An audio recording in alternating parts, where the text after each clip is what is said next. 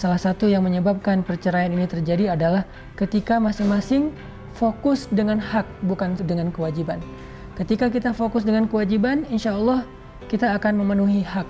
Tapi jika kita fokus dengan hak, biasanya kita tidak akan memenuhi kewajiban. Suami yang fokus dengan kewajibannya terhadap istri, maka dia akan memenuhi hak istri. Istri yang fokus dengan kewajibannya terhadap suami, maka dia akan memenuhi hak suami. Itu dikenal dengan istilah wafa dalam Islam. Makanya di dalam ayat ini Allah menasihati suami dan istri sekaligus supaya mereka sama-sama fokus, supaya mereka sama-sama berusaha untuk memenuhi kewajiban mereka agar mereka bisa menyempurnakan hak pasangan mereka.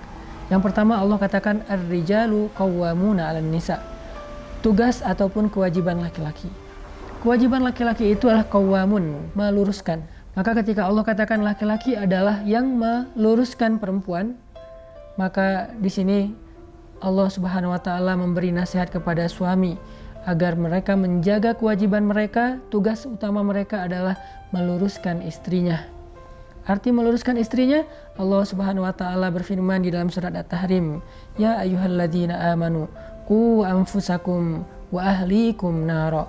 Wahai orang yang beriman, wahai para suami, jagalah diri kalian dan keluarga kalian dari api neraka. Maka tugas pertama seorang suami adalah meluruskan istrinya, keluarganya agar tetap berada di jalan Allah yang kita kenal dengan nama jalan yang lurus. Sehingga dengan begitu dia menjaga pasangannya dan keluarganya dari api neraka. Karena api neraka itu ada di jalan yang bengkok. Karena api neraka itu ada di dalam jurang-jurang yang membentang sepanjang jalan yang lurus itu, di kanan dan kirinya. Sehingga ketika orang tergelincir dengan hawa nafsunya kepada jurang di sebelah kiri, maka dia jatuh ke neraka. Jika orang tergelincir dengan idealismenya yang kaku, lalu dia ghulu, berlebih-lebihan dalam agama, dia juga akan jatuh dalam lubang ataupun jurang api neraka. Maka tugas suami adalah menjaga agar istrinya dan keluarganya tetap lurus di jalan Allah Subhanahu wa taala. Menjaga keluarganya dengan ilmu agama. Kalau suaminya tidak paham agama, maka tugas dia adalah mengajak pasangannya dan keluarganya sama-sama belajar agama.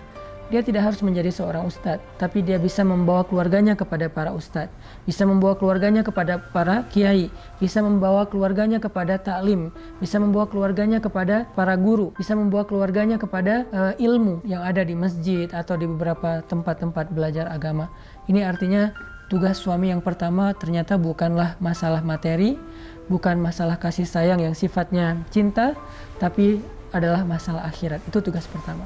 Kemudian tugas yang kedua, Allah Subhanahu wa taala menyebutkan di ayat yang sama, bima anfaqu min amwalihim.